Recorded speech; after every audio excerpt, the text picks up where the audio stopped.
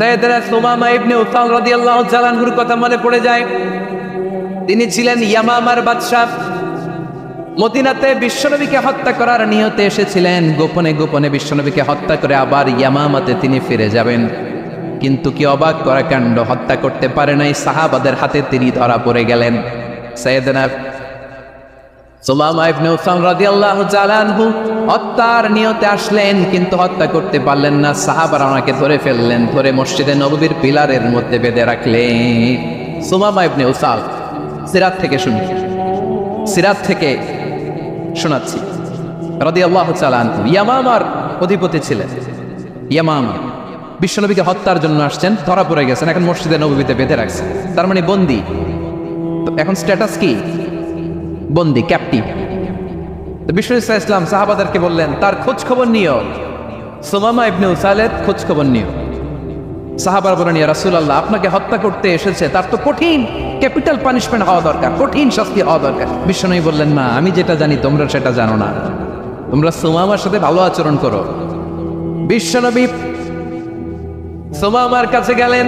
প্রথম দিন যে তিনি কালেমার দাওয়াত দিলেন, ইমানের দাওয়াত দিলেন, ইসলামের দাওয়াত দিলেন, রিসালাতের দাওয়াত দিলেন, আখিরাতের দাওয়াত দিলেন।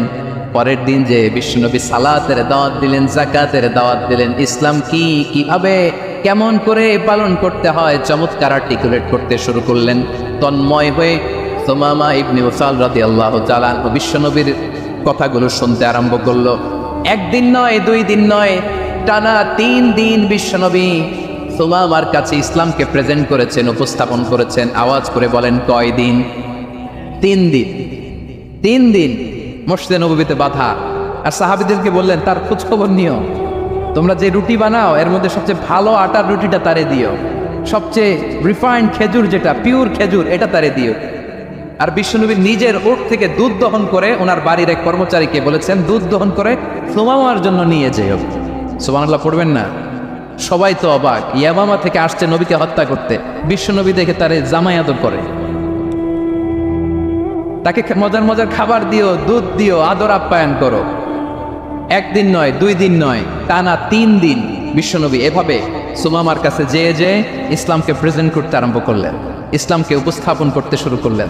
আর তাকে চমৎকার এন্টারটেইনমেন্ট আপ্যায়ন দিতে আরম্ভ করলেন। টানা 3 দিন যখন ইসলামের দ্য বিউটিজ অফ ইসলাম, ইসলামের সুমহান বাণী, সৌন্দর্য তার কাছে উপস্থাপন শেষ, তাকে আপ্যায়ন শেষ, বিশ্বনবী বললেন সাহাবেদেরকে যাও এবার সুমামার হাতের পায়ের রশি দুটো খুলে দাও।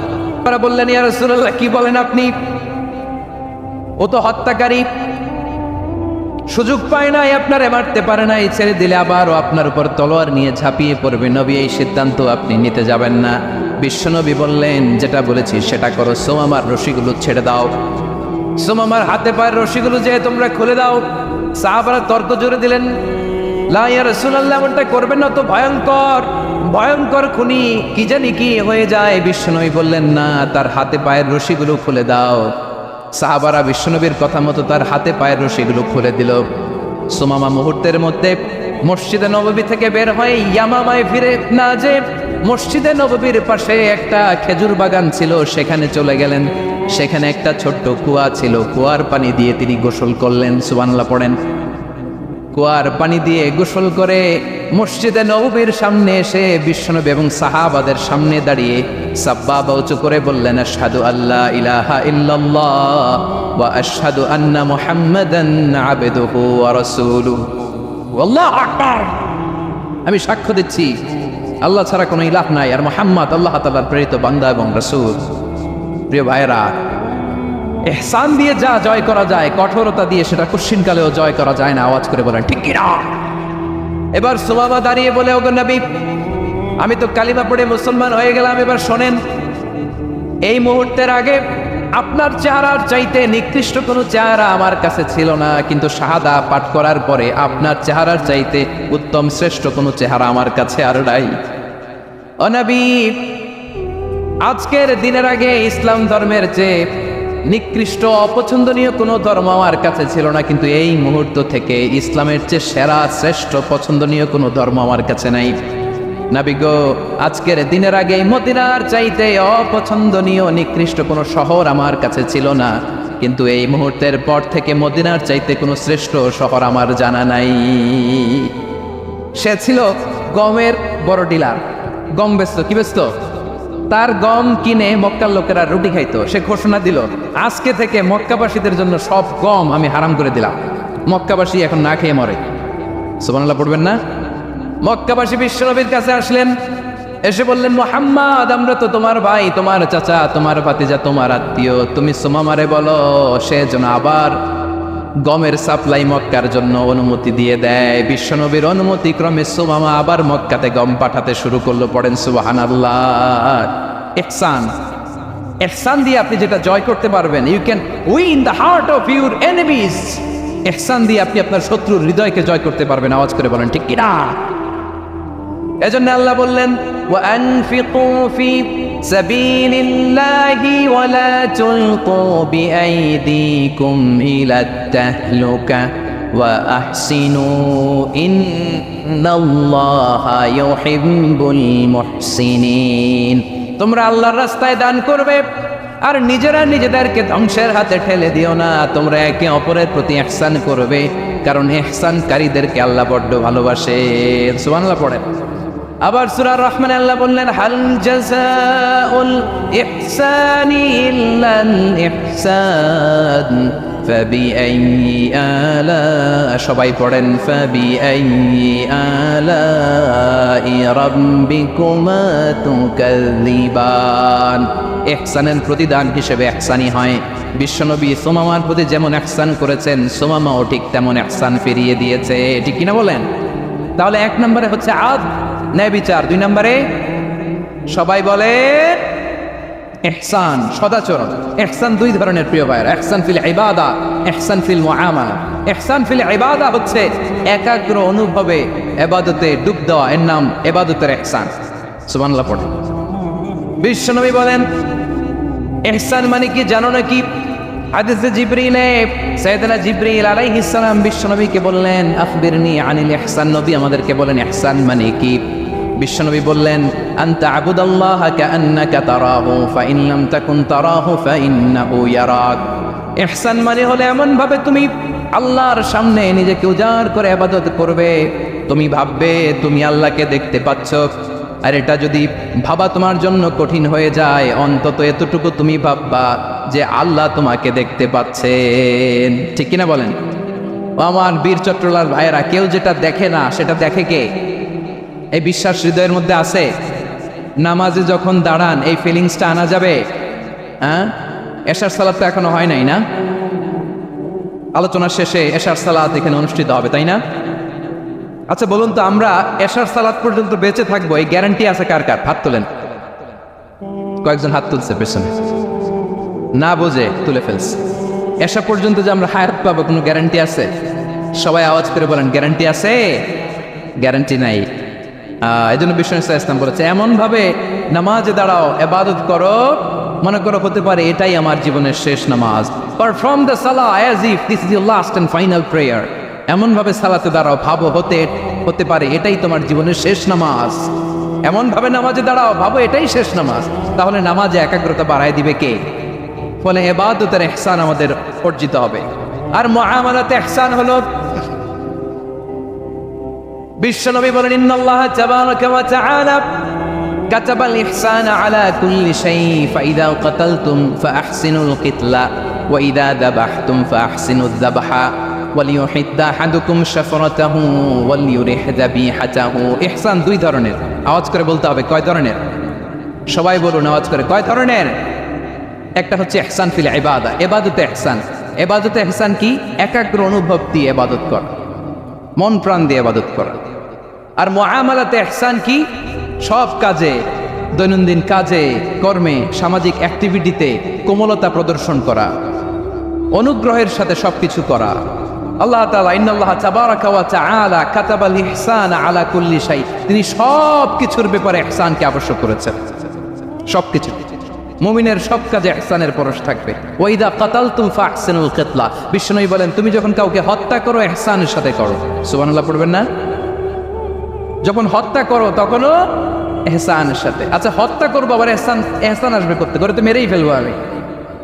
আল্লাহ ও ভাই, একজন খুন করেছে, খুনি, রাষ্ট্রীয় আইনে তার শাস্তি হয়েছে ডেথ পেনাল্টি, মৃত্যুদণ্ড। এখন মৃত্যুদণ্ড দেখে আপনি যেমনি মন চায় তেমনি মারবেন লোকটারে? ওর নাক কেটে ফেলতে পারবেন? ওর কান কাটতে পারবেন? ওর চোখ উপড়ে ফেলতে পারবেন আপনি? যেমন মন চায় তার অঙ্গহানি করা যাবে না। ইহসানের সাথে তাকে হত্যা করো। সুবহানাল্লাহ। This is Islam, this is the true essence of Islam. ওয়াইদা যাবাহতুম ফাহসিনু যাবহা, যখন জবাই করবে তখনও ইহসানের সাথে জবাই করো। করবো জবাই, ওইখানেও নাকি ইহসান। আচ্ছা, কুরবানির দিন আমরা পশুগুলোরে কি করি বলেন সবাই আওয়াজ করে? জবাই। জবাই মানে তো এটার মেরেই ফেলতেছি, একটু পরে তো টুকরো টুকরো করে গোশতগুলো খাবো, এটা তো খাবো, এটা তো মেরেই ফেলবো। বিষ্ণু বলে না, জবাইয়ের মধ্যেও মুমিনের জবের ভেতরেও ইহসানের পরশ থাকা চাই।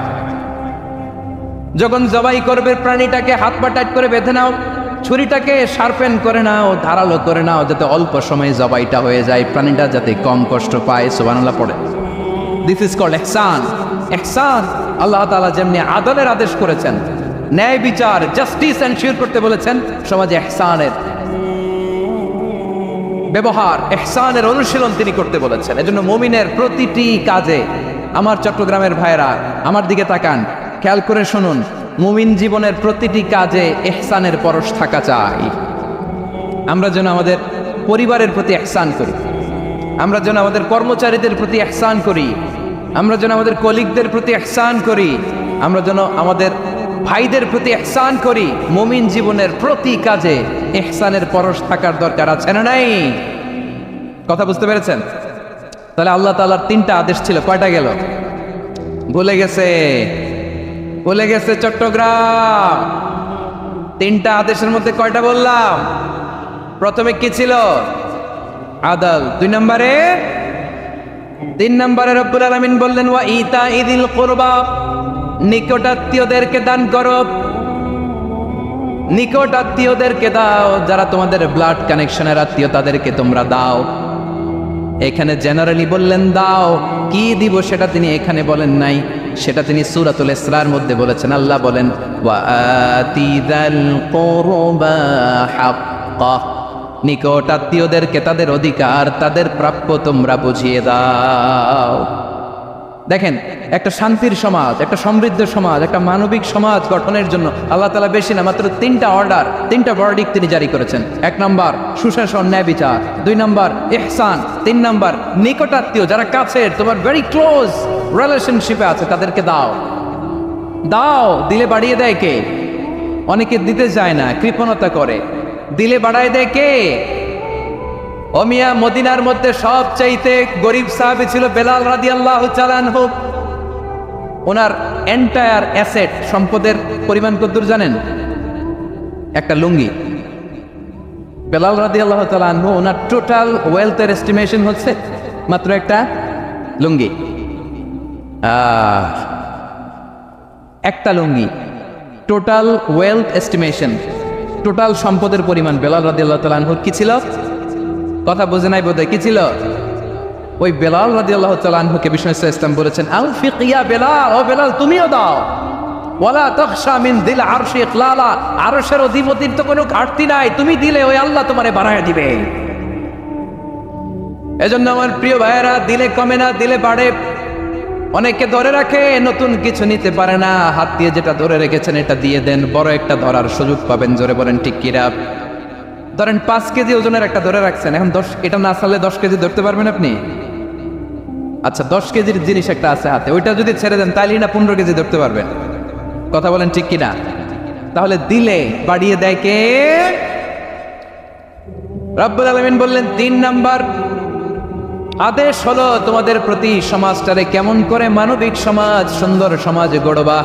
3 নম্বর আদেশ হলো ওয়া আতিযাল কুরবা হাক্কা, নিকটাত্মীয়দেরকে তাদের প্রাপ্য বুঝিয়ে দাও।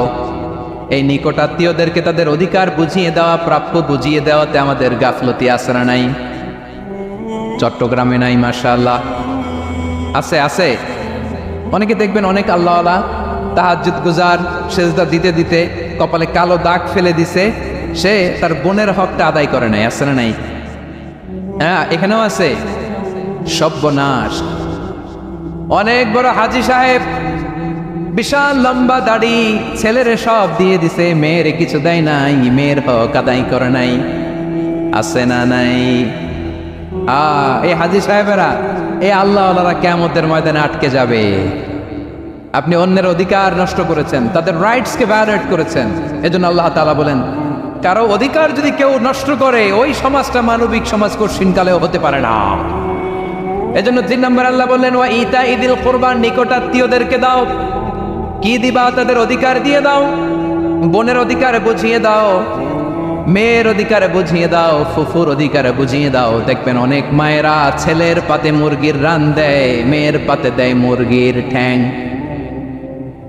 এরকম আছে না নাই? ছেলেরা কি দেয়? মুরগির। মেয়ের পাতে কি দেয়?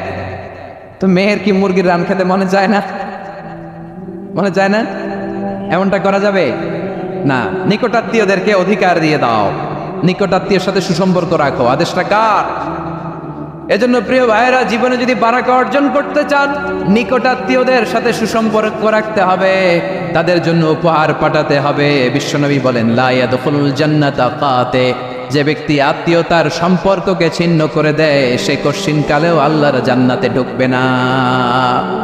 আপনি কি এটারে সহজ হাদিস মনে করছেন? এটা সহজ কথা। আপনি ভাবছেন আপনার নামাজ আপনারে বাঁচাতে পারবে, আপনার রোজা বাঁচাতে পারবে, আপনার তাহাজ্জুদ আপনারে বাঁচাতে পারবে? অধিকার নষ্ট করলে কিছুই আপনারে বাঁচাতে পারবে না। এজন্য নিকট আত্মীয়দেরকে দিতে হবে বেশি বেশি। বিশ্বনবী বলেন, ইন্না সাদাকাতা আলাল মিসকিনি সাদাকা ওয়া আলা যির রাহিমি ইসনাতান সাদাকাতুন ওয়াসিলা। মিসকিনরে দান করলে শুধু দানের সওয়াব হয়, নিকট আত্মীয়কে দান করলে 2টার সওয়াব হয়। সাদাকার সওয়াব হয়, আবার আত্মীয়তার বন্ধন অটুট রাখার সওয়াব হয়ে যায়। আবার বিশ্বনবী বললেন, মান সাররাহু আইয়ুবসাতা লাহু ফি রিজকিহি ওয়া ইউসালাহু ফি আসারিহি ফালইয়াসিল রাহিমা। যে ব্যক্তি তার রিজিকের প্রশস্ততা চায় আর হায়াতে বরকত চায়, সে যেন তার আত্মীয়ের সাথে সুসম্পর্ক রাখে। আমার প্রিয় চট্টলার ভাইয়েরা, আমাদের রিজিক বাড়ুক, এটা আমরা চাই কি চাই না? সবাই চান? হ্যাঁ, আমাদের রিজিকে প্রশস্ততা আসুক, চাই কি চাই না? আমাদের হায়াতে বরকত আসুক, আমরা চাই কি চাই না? এই 2টা যদি চান, তাহলে নিকটাত্মীয়দের সাথে সুসম্পর্ক রাখবেন, পারবেন? তাহলে সমাজটারে মানবিক সমাজ বানায় দিবে কে? 3টা আদেশ চলে গেল। কয়টা? আওয়াজ করে বলেন। 1 নম্বরে কি ছিল? 2 নম্বরে? 3 নম্বরে? নিকটাত্মীয়দেরকে দান। আপনাদেরকে আরো শোনার আগ্রহ আছে? আপনাদের মনোযোগ আছে না গেছে? কষ্ট হচ্ছে না? মাশাআল্লাহ, মাশাআল্লাহ। তাকবীর পড়ো, লিল্লাহে তাকবীর।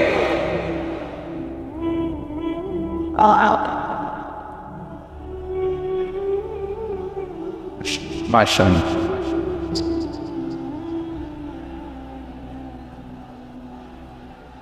আমার প্রিয় ভাইয়েরা, আল্লাহ তাআলা 3টা জিনিসের যেমনি আদেশ করেছেন, অনুরূপভাবে 3টা বিষয় তিনি বারণ করেছেন, নিষেধ করেছেন। ওগুলোর কাছেও যাওয়া যাবে। শুনবেন। রাব্বুল আলামিন বলেন, ওয়ায়ানহা আনিল ফাহশাই ওয়াল মুনকারি ওয়াল বাগি। আমি যেমনি 3টি বিষয় আদেশ করলাম, অনুরূপভাবে 3টি বিষয়ে বারণ করলাম, নিষেধ করলাম। আমার 1 নম্বর নিষেধাজ্ঞা হলো অশ্লীলতার প্রতি। ফাহশা, ওয়ায়ানহা আনিল ফাহশা, আল্লাহ তাআলা অশ্লীলতাকে নিষেধ করেছেন। কোন জিনিসকে? সবাই বলুন, কোন জিনিসকে? যত ধরনের, যত টাইপের, যত ক্যাটাগরির অশ্লীলতা হতে পারে, সব অশ্লীলতাকে হারাম করেছেন কে? ফাহশা মানে কি? কথায়, কাজে, আচরণে, কমেন্ট, ফেসবুকের কমেন্টসে যত ধরনের নোংরামো আছে, যত ধরনের অশ্লীলতা আছে, এটাকে আরবিতে বলে ফাহশা। এটাকে কি বলে? রাব্বুল আলামিন বলেন, কুল ইন্নামা حرم ربي الفواحش ما ظهر منها وما بطن। ও নবী, আপনি বলে দেন, আমার রব প্রকাশ্য, অপ্রকাশ্য, স্পষ্ট কিংবা অস্পষ্ট, দৃশ্যমান কিংবা অদৃশ্যমান সব অশ্লীলতাকে হারাম করেছেন। সব ধরনের অশ্লীলতা হারাম, সব ধরনের। আল্লাহ তাআলা আমাদেরকে অশ্লীলতা থেকে বাঁচান, অশ্লীলতা থেকে তিনি আমাদেরকে হেফাজত করুক। পড়েন আমিন। এবার বলেন, আমাদের সমাজে অশ্লীলতা আছে না নাই? চট্টগ্রামে নাই? আমি কই নাই, ওনারা বলে আছে। দেখছেন, আমি সামহাও বাঁচায় দেওয়ার ট্রাই করতেছি, আমি সামহাও বাঁচায় দেওয়ার ট্রাই করতেছি, ওনারা বলে আছে। অশ্লীলতা নানা ভাবে, নানা নামে, নানা মোড়কে আমাদের সমাজে আছে না নাই? সংস্কৃতির নামে, ফ্যাশনের নামে, বিনোদনের নামে, উপন্যাসের নামে, কনসার্টের নামে অশ্লীলতা আছে না নাই? আপনি দেখেছেন কনসার্টগুলোর অবস্থা? এই যে আতিফ আসলাম যে আসছে আমাদের দেশে, তারপর কে কে আসছে, আমাদের তরুণ তরুণীরা, আমাদের যুবক যুবতীরা, আমাদের জেনজিরা, কি অবস্থা ওইখানে? হ্যাঁ, কি অবস্থা? কে বাঁচাবে ওদের? কে রক্ষা করবে ওদের ইমানের, ওদের চরিত্রের হেফাজতের গ্যারান্টি কে দিবে? কনসার্টের নামে অশ্লীলতা আছে না নাই? ছেলে মেয়ে একে অপরকে জড়ায় ধরতেছে, একে অপরকে চুমু খাচ্ছে প্রকাশ্যে, দিবালোকে, গণমানুষের সামনে। আল্লাহ তাআলা এই অশ্লীলতা থেকে আমাদেরকে বেঁচে থাকতে বলেছেন, বেঁচে থাকতে বলেছেন। রূপালী জগতের নামে অশ্লীলতা আছে না নাই? এই টার্মটা আপনারা জানেন না? রূপালী জগৎ কি জগৎ? আসলে কি রূপালী জগৎ না অন্ধকার জগৎ? আমার বোনেরা, আপনাদেরকে যে কি বলে তারা বোঝায়, রূপালী জগৎ শুনেই আপনি ভরকে যাবেন না। রূপালী জগতে যে নারী যত বেশি উলঙ্গ, সে নাকি তত বেশি সাহসী। জানেন, বলে এটা একটা সাহসী নারী, খুব সাহসী পদক্ষেপ তার। যত বেশি শরীর থেকে কাপড় নামাতে পারবে, যত বেশি বস্ত্রহীন হয়ে নিজেকে প্রেজেন্ট করতে পারবে, সে নাকি তত বেশি সাহসী। আমার চট্টলার ভাইয়েরা, শয়তানের প্রথমে এজেন্ডা ছিল বনি আদমকে বস্ত্রহীন করা। সে আদম এবং হাওয়া আলাইহিস সালামকে নিষিদ্ধ গাছের ফল খাইয়ে তাদেরকে বস্ত্রহীন করেছে। এই জামিনেও সে আমাদেরকে বস্ত্রহীন করতে চাইবে। এই রূপালী জগতের নামে তারা এটা করে। আমার প্রিয় বোনেরা, আপনি জানেন না আপনার দাম কত। ওরা আপনাদেরকে বিজ্ঞাপনের সস্তা পণ্য বানাতে চায়। ওরা আপনাদেরকে ওদের ভোগের লিপসার টুলস বানাতে চায়। ওরা আপনাদেরকে দিয়ে ওদের খায়েশ পূরণ করতে চায়। এটা আপনাদের জন্য মোটেও ডিগনিটি নয়, এটা আপনাদের জন্য সম্মান নয়। আপনার সম্মান শালীনতায়, আপনার সম্মান হেজাবে, আপনার সম্মান ভদ্রতায়, আপনার সম্মান আপনার ডিসেন্ট পোশাকে।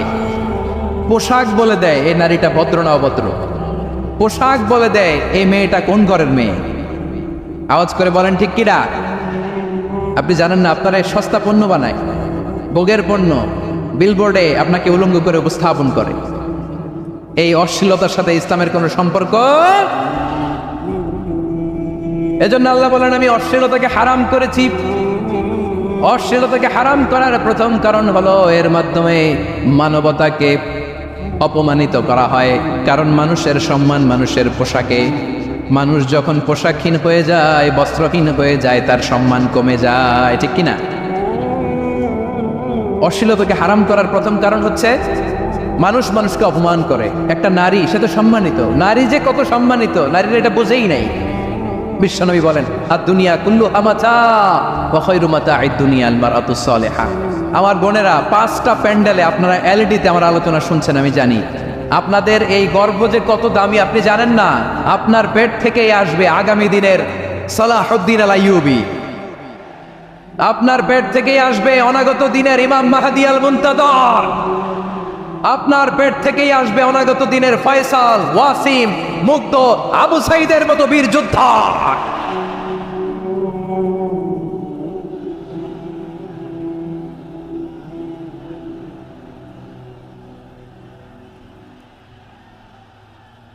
আমার প্রিয় বোনেরা, আমার প্রিয় বোনেরা, বিশ্বনবীর কথার ওজন খেয়াল করেন। আর দুনিয়া কুল্লুহা মাতা ওয়া খায়রু মাতা'আদ দুনিয়াল মারআতুস সালিহা। দুনিয়ার সবকিছুই অ্যাসেট, এর মধ্যে সবচেয়ে দামি অ্যাসেট নেককার নারী। আপনার গর্ব যে কত দামি আপনি জানেন না। নিজের সময়টাকে কাজে লাগান, কোরআন পড়েন, সুন্নাহ পড়েন। আপনার অনেক দায়িত্ব ঘরে। You are the MD of your family. একটা family it's a very big institution. পরিবার একটা অনেক বড় প্রতিষ্ঠান। and you are the MD of your institution. আপনি এই পরিবারের MD, managing director of your family. এইখানে আপনার কত দায়িত্ব। আপনি ছেলে মেয়েদেরকে তারবিয়া করবেন, আপনি আপনার স্বামীর জন্য ঘরটার জান্নাতের নীর বানাবেন, আপনার জন্য জান্নাতের ডুপ্লেক্স বাড়ি ওইখানে তৈরি করে রাখবে কে? আপনি যে কত দামি আপনি জানেন না। নারীদেরকে আল্লাহ বানিয়েছেন উচ্চতর করে, নিম্নতর নয়। নারীদেরকে ছোট্ট জিনিস দিলে এটার বড় করে দেয়। নারীদেরকে ভ্রূণ দিলে, শুক্রাণু দিলে নারী এটারে বাচ্চা হিসেবে উপহার দেয়, ঠিক কিনা? বিয়ের মাধ্যমে স্বামী যখন তার শুক্রাণু তার স্ত্রীকে উপহার দেয়, স্ত্রী রিটার্নে কি উপহার দেয়? ফুল ফর্ম বেবি, মানব সন্তান। দেখছেন, আপনি দিলেন একটু, কোনে দিছে বিশাল। আপনি যদি নারীকে বাজার এনে দেন, নারী এটাকে সুস্বাদু খাবারে রূপান্তর করে দেয়। আপনি তাকে একটা মুচকি হাসি দিয়ে দেন, সে তার কলিজা দিয়ে দেয়।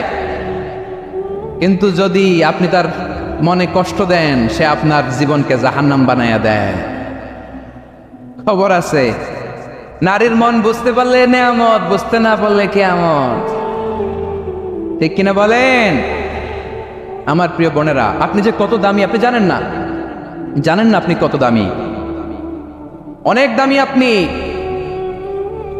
আপনাদেরকে যেন ভোগের সস্তা পণ্য বানাতে না পারে, আপনাদেরকে সচেতন থাকতে হবে, সজাগ থাকতে হবে, কনসার্ন থাকতে হবে। শয়তানের ওই হাতছানির দিকে আর নজর দেওয়া যাবে না। তাহলে কেন আল্লাহ তাআলা এই ফাহশা অশ্লীলতাকে হারাম করলেন? 1 নাম্বার, এতে হিউম্যান ডিগনিটি কমে। 2 নাম্বার, এতে মানুষের অধিকার নষ্ট হয়। আপনি বিয়ে করেছেন এরে, পরকিয়া করেন ওর সাথে, এরকম আছে না নাই? স্ত্রীর অধিকার নষ্ট করেছেন। আপনি বিবাহ সম্পর্কে আবদ্ধ হয়েছেন তার সাথে, আপনি পরকিয়া করেন ওই ছেলের সাথে, আপনি আপনার হাজব্যান্ডের সাথে বিট্রে করেছেন। এজন্য আল্লাহ অশ্লীলতাকে হারাম করেছে। অশ্লীলতাকে হারাম করার আরেকটা কারণ হচ্ছে আল্লাহ তাআলা এই হিউম্যান জেনারেশনকে এটাকে প্রিজার্ভ করতে চায়। হিফজুন নাসল, এটা মাকাসিদুশ শরিয়ার অনেক গুরুত্বপূর্ণ একটা মাকাসিদ, অনেক গুরুত্বপূর্ণ। আপনার নাসল, আপনার জেনারেশনকে সংরক্ষণ করা। এই যে আসতেছে ফেব্রুয়ারি, কত ফেব্রুয়ারি জানো? এটা কি বিশ্ব ভালোবাসা দিবস? হ্যাঁ, কি দিবস? এই বিশ্ব ভালোবাসা দিবসের সাথে মুসলমানদের কোনো সম্পর্ক নাই। আমার প্রিয় ভাইরা, এই যে আপনি অবৈধ সম্পর্কে জড়ালেন, কেন আল্লাহ অশ্লীলতাকে হারাম করেছে দেখেন। বলতেছিলাম যে এটা আপনার নাসাল, আপনার জেনারেশন, আপনার লিনিয়েজ, আপনার বংশকে প্রিজার্ভ করা। কে কার বাবা, কে কার মা, বাবা মা জানা, প্রজন্মকে প্রিজার্ভ করা, এটা ইসলাম ওয়াজিব করে দিয়েছে।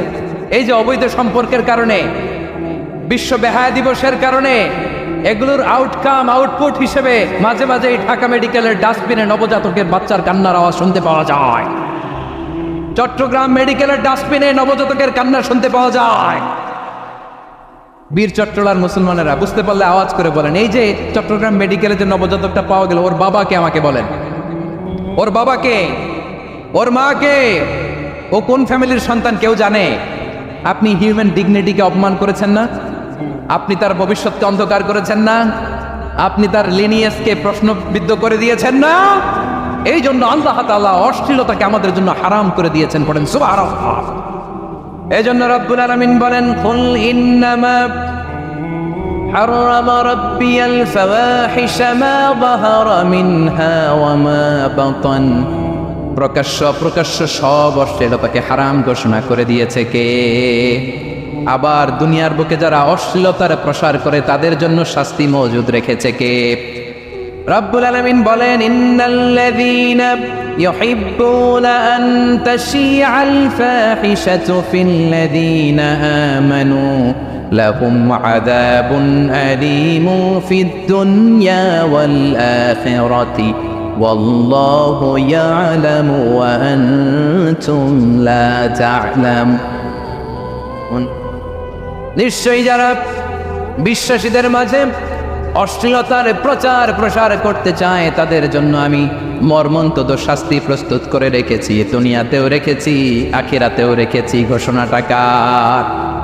যারা এই নাটকের নামে, সিনেমার নামে, রূপালী জগতের নামে, মুভির নামে, ওটিটি প্ল্যাটফর্মের নামে আমার সমাজে অশ্লীলতা ছড়াতে চায়, তাদের জন্য কঠিন মর্মন্তুদ শাস্তি মজুদ রেখে দিয়েছে কে? ও আমার বোনেরা, এখনো আপনি জাগবেন না? এখনো আপনার চিন্তার দুয়ারে এখনো নাড়া পড়ে নাই? ওরা আপনাকে উলঙ্গ বানাতে চায়, ওরা আপনাকে আইটেম গার্ল বানাতে চায়। এজন্য ইসলাম অশ্লীলতাকে হারাম করেছে। হারাম। ইসলাম বলেছে যোজন যোজন দূরে থাকো, ওরা বলে না কাছে আসো, কাছে আসার গল্প, ক্লোজ আপ ওয়ান, কাছে আসার গল্প আছে না নাই? চট্টগ্রামে তো এগুলো নাই মাশাআল্লাহ। হ্যাঁ, এখানেও আছে ক্লোজ আপ ওয়ান, কাছে আসার গল্প। আল্লাহ বলেন ওয়ালা তাকরাবুজ জিনা, কাছেও এসো না, জিনা থেকে যোজন যোজন কিলো দূরে থাকো, ওরা বলে কাছে আসার গল্প। আমার বীর চট্টলার ভাইয়েরা, কাছে আসতে হলে আমরা কোরআনের কাছে আসব, কাছে আসতে হলে নবীর কাছে আসব, কাছে আসার গল্প হবে আমার রবের কাছে আসার গল্প। চিল্লায় বলো ঠিক কিনা?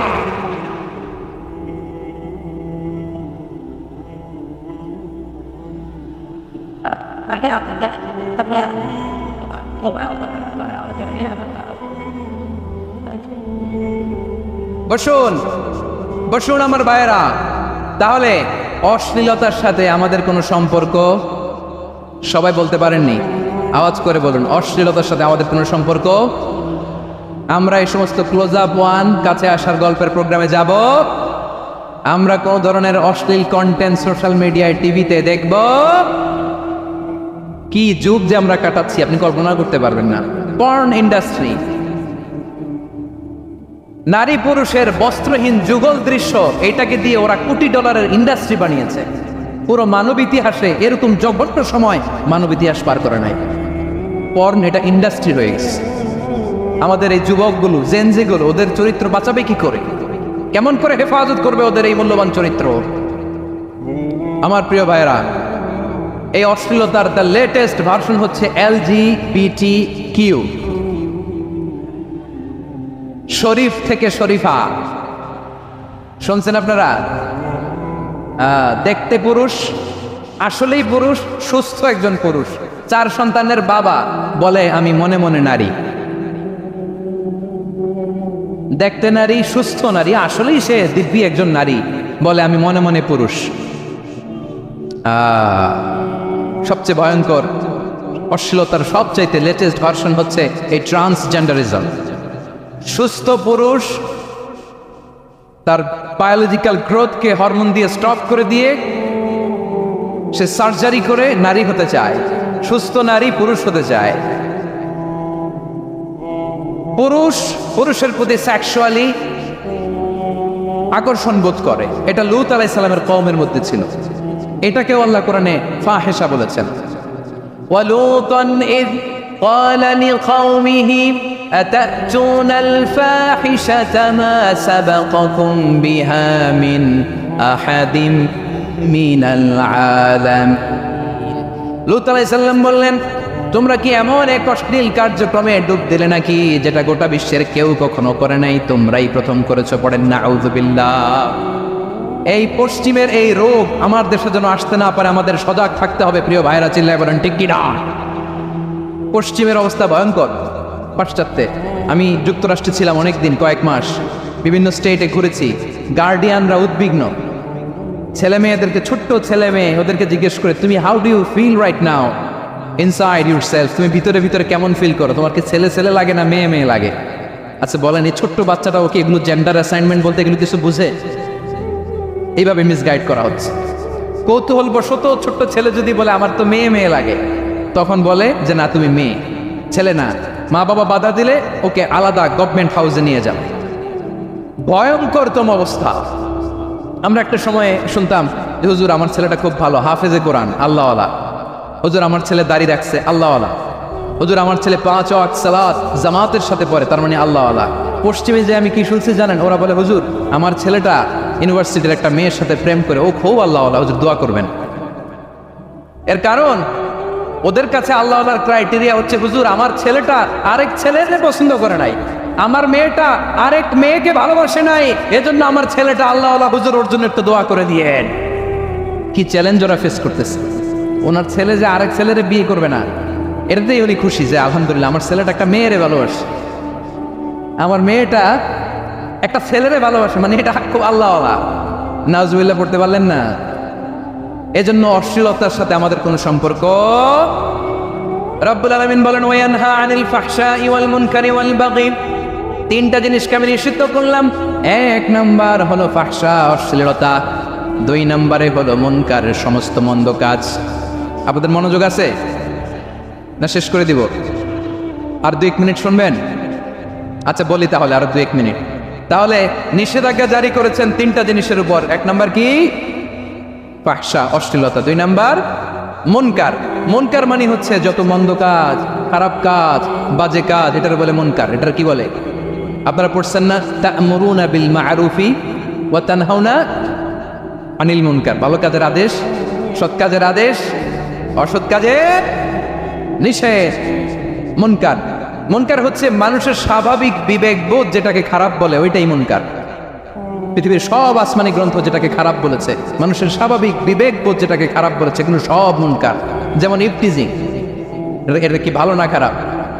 মজুদদারি, খাদ্যে ভেজাল দেওয়া, ওজনে কম দেওয়া, মাছে ফরমালিন মেশানো, চাঁদাবাজি, টেন্ডারবাজি, দখলবাজি, এগুলো আমাদের স্বাভাবিক বিবেকেই বলে এগুলো খারাপ, এগুলো হচ্ছে মুনকার। আল্লাহ তাআলা এই মুনকার থেকে আমাদেরকে বেঁচে থাকতে বলেন। আর শয়তান এই মুনকারের প্রতি আমাদেরকে উদ্বুদ্ধ করে। আল্লাহ তাআলা বললেন, ইয়া আইয়ুহাল্লাযীনা আমানু লা তাত্তাবিউ খুতুওয়াতিশ শাইতান ফাইন ওয়া মান ইয়াত্তাবি' খুতুওয়াতিশ শাইতানি ফাইন্নাহু ইয়া'মুরু বিল ফাহশাই ওয়াল মুনকার। আল্লাহ বললেন, আমার গোলামেরা শোনো শোনো, ও আমার বিশ্বাসী বান্দারা খবরদার, তোমরা কশিনকালেও শয়তানের পদাঙ্ক অনুসরণ করবে না, কারণ শয়তান তোমাদেরকে অশ্লীলতা এবং মন্দ কাজের দিকে উদ্বুদ্ধ করে। আমাদের কাজ হচ্ছে শয়তান আমাদেরকে যেদিকে নিতে চায় আমরা তার উল্টা দিকে যাব, ঠিক কিনা বলে?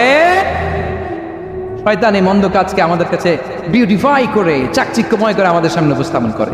এজন্য আল্লাহ বলেন মুনকারকে থামাতে হবে, মুনকার প্রতিরোধ করতে হবে। মুনকার প্রতিরোধের দায়িত্ব শুধু আমাদের নাকি? শুধু আপনার খতিব সাহেবের, ইমাম সাহেবের, নাকি মুসলিম উম্মার সবার? আওয়াজ করে বলুন, মুনকার অসৎ কাজ প্রতিরোধের দায়িত্ব কার? রাব্বুল আলামিন বলেন, কুনতুম খায়রা উম্মাতিন উখরিজাত লিন-নাসি তা'মুরুনা বিল মা'রুফি ওয়া তানহাউনা আনিল মুনকার। তোমাদেরকে শ্রেষ্ঠ জাতি করে জমিনের মধ্যে আবির্ভূত করা হয়েছে, যাতে করে তোমরা জমিনের ভেতরে সৎ কাজের আদেশ করতে পারো আর অসৎ কাজের নিষেধ করতে পারো। উম্মাহ কুনতুম খায়রা, তাহলে গোটা উম্মার দায়িত্ব, এটা বুঝতে পারছেন তো? আচ্ছা, আরো নিচে আসেন। এরপরে আল্লাহ বললেন, শুধু উম্মাহ না, এই জমিনের রাজত্ব আমি যাদের হাতে দেই, এই জমিনের মালিক আমি যাদেরকে বানিয়ে দেই, যাদেরকে আমি সরকারের দায়িত্ব দেই, তাদেরকেও মুনকার প্রতিরোধের দায়িত্ব দিয়েছে কে? আল্লাহ বলেন, যারা ক্ষমতার মসনদে বসেছে তাদেরকে 4 দফা কর্মসূচি আমি আল্লাহ দিলাম। আওয়াজ করে বলেন, কয় দফা? আল্লাহ বলেন, আল্লাযীনা ইম্মাক্কান্নাহুম ফিল আরদি আকামুস সালাতা ওয়া আতাউয যাকাতা ওয়া আমারু বিল মা'রুফি ওয়া নাহাউ আনিল মুনকার ওয়া লিল্লাহি আকিবাতুল উমুর। যারা এই জমিনের উত্তরাধিকার হয়েছে তারা 4 দফা কর্মসূচি নিয়ে সামনে আগাবা।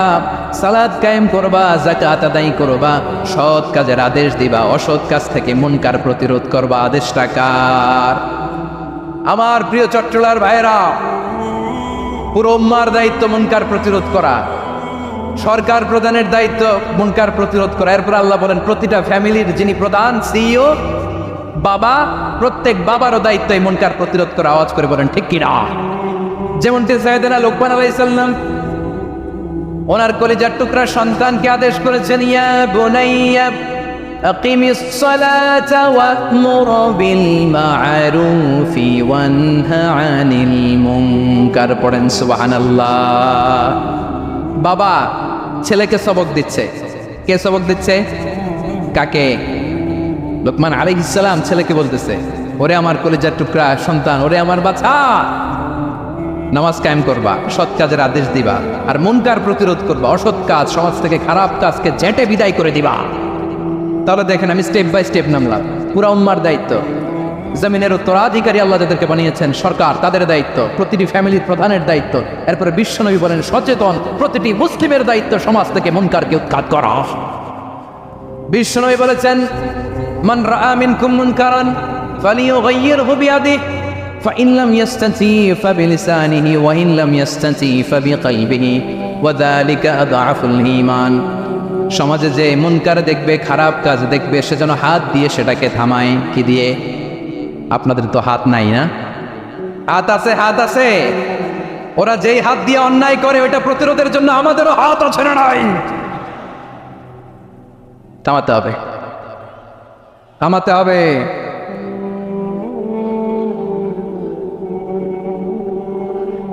বসুন আমার প্রিয় ভাইয়েরা, ওরা ওদের যে হাত দিয়ে টেন্ডারবাজি করে, চাঁদাবাজি করে, ইফটিজিং করে, দখলবাজি করে, যে হাত দিয়ে, ওই মুনকার থামায় দেওয়ার জন্য আল্লাহর দেয়া আমাদেরও দুটি হাত আছে না নাই?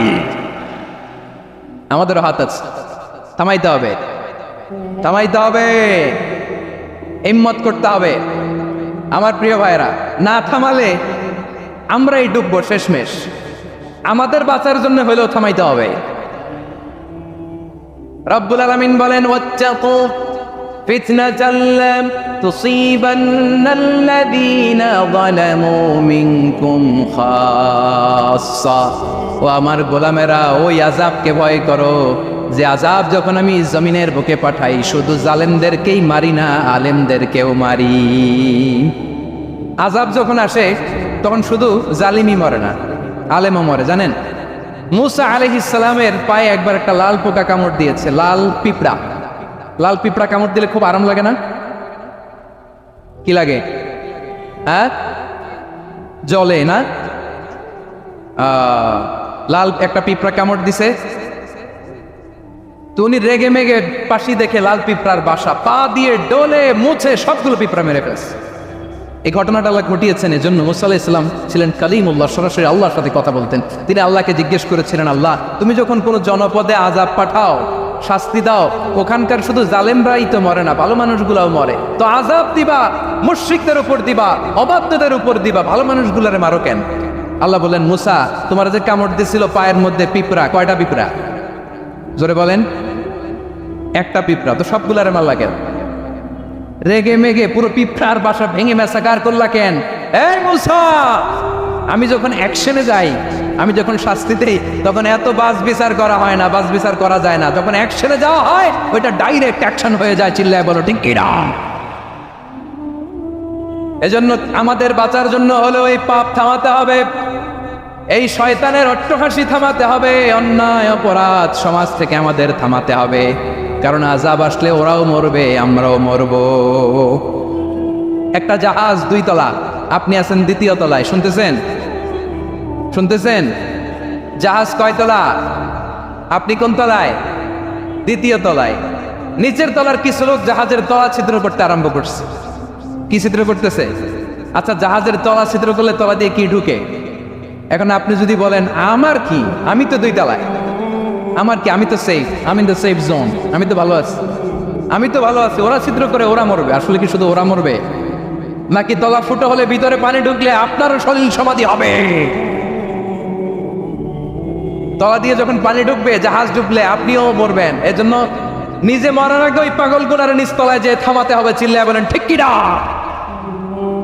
এজন্য আল্লাহ বললেন, মুনকার প্রতিরোধের দায়িত্ব সমাজের টপ টু বটম সবার। পুরা উম্মার দায়িত্ব, সরকার প্রধানের দায়িত্ব, প্রতিটি ফ্যামিলির প্রধান বাবার দায়িত্ব, বিশ্বনবী বললেন প্রতিটি সচেতন মুসলিমের দায়িত্ব। এজন্য মুনকার প্রতিরোধ করার দরকার আছে না নাই?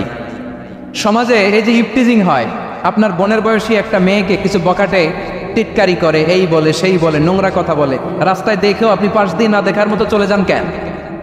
আপনি দাঁড়ান না কেন? আপনি দাঁড়ালেই তো থেমে যাবে, কারণ সত্যের যে শক্তি তার সামনে মিথ্যা মুখ থুবড়ে পড়ে।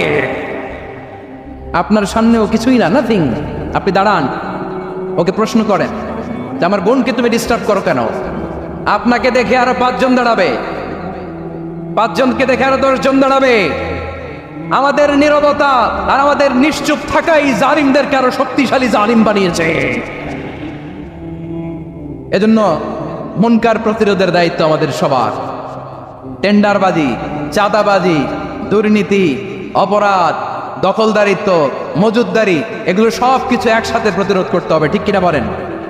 একটা মানবিক সমাজ যদি চাই, প্রতিরোধ করতে হবে। প্রিয় ভাইয়েরা, আল্লাহর শপথ নিয়ে বলি, এই নাসিহাতগুলো সবার জন্য, সব দলের জন্য, সব মতের মানুষের জন্য। আমরা কোনো দলের প্রতি মানুষকে ডাকি না, আমরা ডাকি ইসলামের দিকে। সব দলের, সব মতের, সব মানুষদেরকে আমরা আহ্বান জানাই, আসুন আমরা একটা সুন্দর সমাজ বিনির্মাণ করি। এই যে নতুন বাংলাদেশের এক সুযোগ এসেছে, আর জীবনে হয়তো আসবে না, সামনের 100 বছরে এই সময় আসবে না। আসুন দেশটাকে আমরা সাজাই, আসুন আমরা দুর্নীতি বন্ধ করি, আসুন আমরা চাঁদাবাজি বন্ধ করি, আসুন আমরা দখলদারিত্ব বন্ধ করি, আসুন আমরা এক দল আরেক দলকে নিশ্চিহ্ন করার যে রাজনীতি, এটা বন্ধ করি। সব দলের প্রতি আমার আহ্বান। আমি কিছুদিন আগে একটা নিউজ দেখলাম, ওই যে লন্ডনে বসে জনাব তারেক রহমান সাহেবকে আমি ধন্যবাদ দিতে চাই, উনি সংবাদ শোনা মাত্রই ওনার দলের অনেক চাঁদাবাজকে উনি বহিষ্কার করেছে। I do appreciate. প্রতিটি দলের এরকম ইনিশিয়েটিভ নেওয়ার দরকার আছে না নাই? যে কোনো দলে এই প্র্যাকটিসটা থাকার দরকার আছে না নাই? চাঁদাবাজদের সাথে আপনারা নিজেদেরকে মুক্ত ঘোষণা করবেন যে এরা আমার দলের কর্মী হতে পারে না। আমরা চাঁদাবাজ মুক্ত বাংলাদেশ চাই, জুলুম মুক্ত বাংলাদেশ চাই, ফ্যাসিজম মুক্ত বাংলাদেশ চাই, গুণ খুন খারাপি মুক্ত বাংলাদেশ চাই। আমরা নতুন ভোরের বাংলাদেশ চাই। ওই বাংলাদেশ পাওয়ার জন্য মুনকার প্রতিরোধে, অন্যায় প্রতিরোধে যদি বাঘের বাচ্চার মতো, আবু সাইদের মতো 2 হাত উঁচু করে, বুককে টান টান করে প্রসারিত করে দাঁড়াতে হয়, রাজি আছে মুসলমান? কারা কারা রাজি?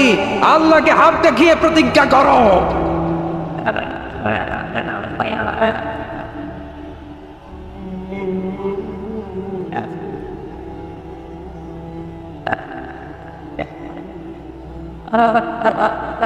আমার প্রিয় ভাইয়েরা, বসুন বসুন আমার ভাইয়েরা। রাব্বুল আলামিন বলেন, ওয়ায়ানহা আনিল ফাহশাই ওয়াল মুনকারি ওয়াল বাগি ইয়াইদুকুম লাআল্লাকুম তাযাক্কারুন। বসুন। আল্লাহ বললেন, আমি অশ্লীলতাকে নিষেধ করি, আমি সব ধরনের মন্দ কাজকে নিষিদ্ধ করি, সব শেষে আমি সীমা লঙ্ঘনকে তোমাদের জন্য নিষিদ্ধ করি। আলোচনা মনে আছে তো, না বলে গেছেন? নিষিদ্ধ করেছেন কয়টা জিনিস? 1 নম্বরে অশ্লীলতা, 2 নম্বরে মুনকার তথা সব মন্দ কাজ, 3 নম্বরে আল বাগি, সীমা লঙ্ঘন, ক্রসিং দ্য লিমিট।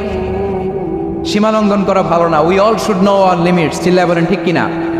একই আয়াতে আল্লাহ বললেন, কুল ইন্নামা হারামা রাব্বিয়াল ফাওয়াহিশা মা যাহারা মিনহা ওয়া মা বাতানা ওয়াল ইসমা ওয়াল বাগিয়া বিগাইরিল হক। অন্যায় ভাবে যে অবাধ্য হয়, যে সীমালঙ্ঘন করে, তাদেরকেও আমি এটা হারাম করে দিলাম। সীমালঙ্ঘন করা হারাম, সীমালঙ্ঘন করা হারাম। আল্লাহ বারবার বারবার আমাদেরকে ওয়ার্নিং দেয়। যখন আমরা থামি না তখন আল্লাহ ধরে, আর যখন ধরে তখন ছাড়ে না। ধরে ধরে ধরে না, ধরলে আল্লাহ ফেরাউনকে কিন্তু হুট করে ধরে নাই। আপনারা জানেন 9 বার ওয়ার্নিং দিয়েছে ফেরাউনকে। আল্লাহ তাআলা ওয়ার্নিং দিয়েছিল কয়বার? বীর চট্টলার বীর সেনানীরা আওয়াজ করে বলেন, ফেরাউনকে ধরার আগে ওয়ার্নিং দেওয়া হয়েছিল কয়টা? রাব্বুল আলামিন বলেন, ওয়ালাকাদ আতাইনা মূসা 9 আয়াতিন বাইয়িনাত। 9টা মুআজিজা দেখিয়েছি। 1 2 3 বারবার এইভাবে রিমাইন্ডার, ওইভাবে রিমাইন্ডার, এইভাবে নাসিহাত, ওইভাবে দাওয়া। ফাকুলা লাহু কাওলান লাইয়িনা, নরম করে বলো, সফট করে বলো, যত ওয়ে হতে পারে দাওয়া মেথডোলজি। মূসা আলাইহিস সালামের সব অ্যাপ্লাই শেষ। 10ম বারে যে আল্লাহ ধরছে, 10ম বারে যে ধরেছে। এজন্য আল্লাহ বলেন, আমি সীমালঙ্ঘনকে পছন্দ করি না। কোরআনের অন্য আয়াতে বাগীকে বলা হয়েছে আল ইতিদা। সীমালঙ্ঘন যারা করে তাদেরকে আল্লাহ বলেছেন মুতাদিন। ওয়াকাতিলু ফি সাবিলিল্লাহিল্লাযীনা ইউকাতিলুনাকুম ওয়া লা তা'তাদু ইন্নাল্লাহা লা ইউহিব্বুল মুতাদিন। আমি সীমালঙ্ঘনকারীদেরকে কোশ্চিনকালেও পছন্দ করি না। আমরা যেন সীমালঙ্ঘন না করি। রাজি আছেন তো? যে কোনো ক্ষেত্রে ইবাদতে যেন সীমালঙ্ঘন না করি। অনেকে আমরা ইবাদতে সীমালঙ্ঘন করে ফেলি। বিশ্বনবী সাল্লাল্লাহু আলাইহি ওয়াসাল্লাম যেটা শিখিয়েছেন, এর বাইরে যে অতিরিক্ত বুজুর্গ হতে চায়, এরকম আছে না নাই? করা যাবে না, কোনো ক্ষেত্রেই সীমালঙ্ঘন করা যাবে, এমনকি যুদ্ধক্ষেত্রেও না। বিশ্বনবী সাল্লাল্লাহু আলাইহি ওয়াসাল্লাম বলেন, খবরদার যুদ্ধক্ষেত্রেও সীমালঙ্ঘন করো না। কি সুন্দর ইসলাম আমরা পেয়েছি। বিশ্বনবী বলেন, খবরদার, যুদ্ধের ময়দানে কোনো নারীর গায়ে হাত তোলো না, কোনো শিশুর গায়ে হাত তোলো না, কোনো গবাদি পশু হত্যা করো না, কোনো শস্য ক্ষেত্র ধ্বংস করো না, এবাদতরত অন্য ধর্মের কোনো সন্ন্যাসীর গায়ে হাত তোলো না। বলেন সুবহানাল্লাহ। আমার প্রিয় বীর চট্টলার তৌহিদি মুসলমান, আমরা আর নতুন করে কেউ জালিম হোক এটা চাই না, নতুন করে আবার কেউ ফ্যাসিস্ট হোক আমরা চাই না, এক দল আরেক দলকে নিশ্চিহ্ন করার রাজনীতি করুক আমরা চাই না। আমরা সুশাসনের বাংলাদেশ চাই, আমরা মানবিক বাংলাদেশ চাই, আমরা একটা সমৃদ্ধ বাংলাদেশ চাই, আমরা বিশ্বের বুকে সম্মান নিয়ে মাথা উঁচু করে দাঁড়াতে চাই, ঠিক কিনা বলেন? আল্লাহ বললেন, এটা যদি তোমরা চাও, একটা সমৃদ্ধ সমাজ যদি বিনির্মাণ করতে চাও, মানবিক সমাজ যদি বিনির্মাণ করতে চাও, আমি তোমাদেরকে সেজন্য প্রথমে আদালতের নির্দেশ দিলাম। ইন্নাল্লাহা ইয়া'মুরু বিল আদল, নিশ্চয় আল্লাহ তাআলা তোমাদেরকে ন্যায় বিচার সুশাসন এটার আদেশ দেন। সুবহানাল্লাহ।